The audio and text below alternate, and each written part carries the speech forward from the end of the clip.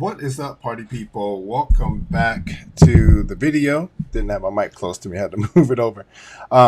So in today's video, before we get started on that, remember to hit the like, subscribe, and notification bells now if you're enjoying the videos. And we appreciate the support, guys. Let's try to get this thing up to 100,000 subscribers.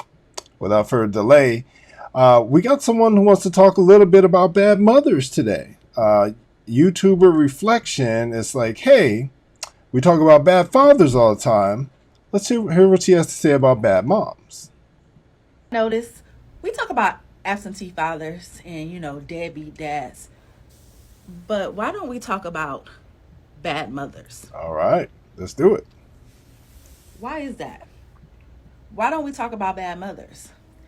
Is it because, for the most part, mothers have their children? Is that why we don't talk about it? Why don't we talk about how, in particular, mothers shape their daughters? Okay. And they are supposed to lead their daughters, and their daughter's first example of how to be a woman. Right. Why don't we talk about the abuse inside of the home? Oh, we going there. Why don't we talk about that? Talk about it, girl. Talk about it. I sit here and I wonder about the mother who feels that, when raising a daughter, that it's okay to call that daughter outside of her name. Oh. To call her some vulgar, profanity. Woo! It's okay to belittle the daughter. How many times have I heard a mom call her daughter the B word?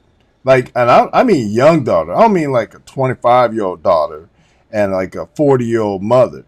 Well, maybe 45-year-old mother. But I've heard 35-year-old moms call their 10-year-old daughters the B word and call them hoes.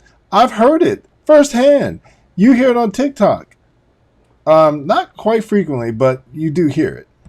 It's okay to not care about the daughter's feelings. Mm-hmm. It's okay to insult the daughter. Right. It's okay to almost be in competition with the daughter. Happens all the time. Happens all the time. Mothers are quite often in competition with their daughters. Happens a lot. Let's talk about how these women, mothers, that we don't talk about, think it's okay to not lead with love, but it's even better to lead with fear. Yep. Because if she's scared of you, you think you're doing your job. So it's not talked about how these girls who are raised by these women go into adulthood with a bunch of childhood trauma.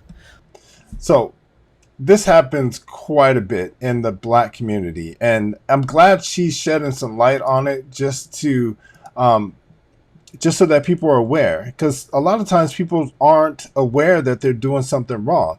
Me personally, when I had my son, it was like I disciplined him like I was raised to discipline him, and it wasn't right.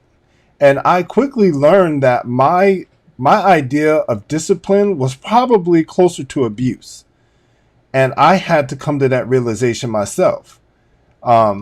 But let's hear what some people in the comment sections have to say. Because we live in a community that moms don't do no wrong. And we do. Most mothers have this thing where they don't do anything wrong. And they can't be called out.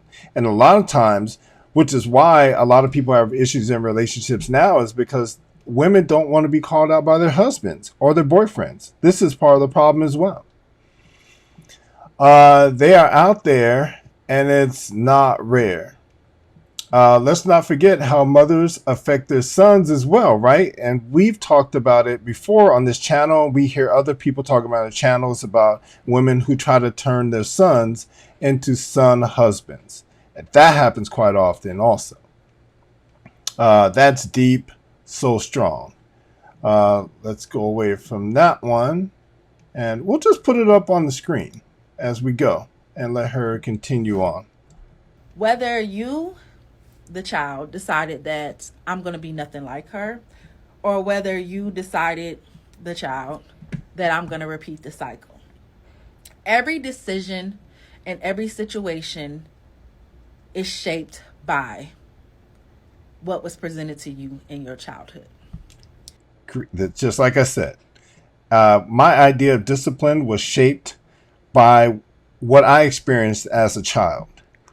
And I had to move out of that environment, i.e., the hood, and live in different parts of our country in order for me to realize that what I was doing was not healthy, was not okay for my son, and then not okay for any other children that are born in this country.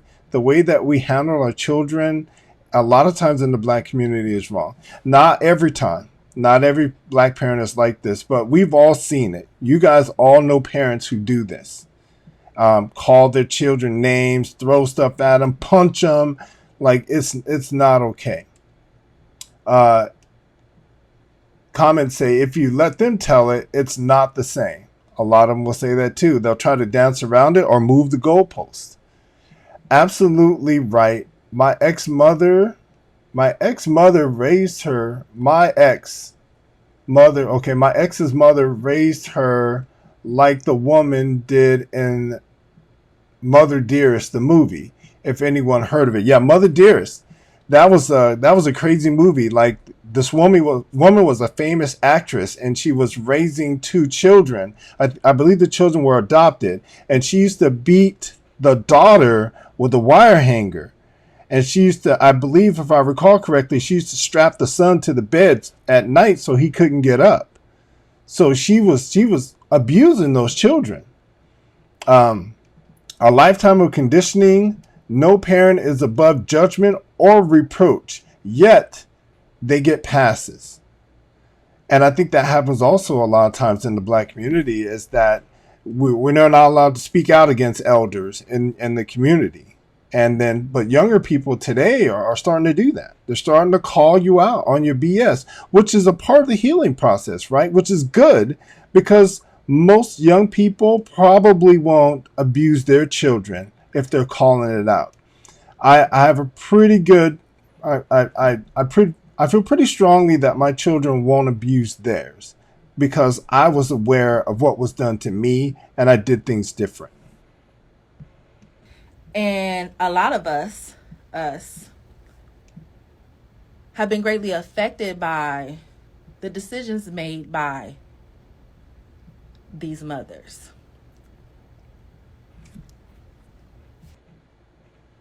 So she is 100% spot on. She is 100% right. And I want to tell her thank you. Thank you for being brave enough to get online and share this message. And if you guys can see her TikTok handle right there. Go give her a thumbs up, give her a heart, tell her thank you. I mean, plenty of people have chimed in on her video and has said she's absolutely right. See that? Preaching. Exactly. Thanks. Right. It's deep. Again. Thank you, sis. And we as men have to deal with that. No thanks. Right? And running away. The one at the top, look at that. The one at the top says, I'd rather forgot than to talk about it. So there are people that would just rather not discuss it. Right? But how do you fix anything if you act like it never happened? It did happen. It does happen. And we have to put a stop to it. And the issue is that men, guys, a lot of this falls on us. Because we already know that women are the biggest abuser of children. We have to protect our children from our women a lot of times. That's the problem. Every instance of this, we've got to protect our children. I need to find that video. I know I shared a video with you guys not too long ago. And here it is right here, and I'll share just part of it. There's no other way to describe this than horrendous. The NYPD says a 30-year-old mother drowned her 3 small children at a Coney Island beach in Brooklyn, New York, early Monday morning. See, and this was September 13th. She drowned her 3 children. Women abuse children. It does happen. And if there's no father in the home to protect those children, who's going to do it? Who's going to do it? Guys, we got to look out for our kids. You know, if you laid down and you had children with these ladies, we got to do whatever we got to do to keep these kids alive. You know what I'm saying? Do your thing.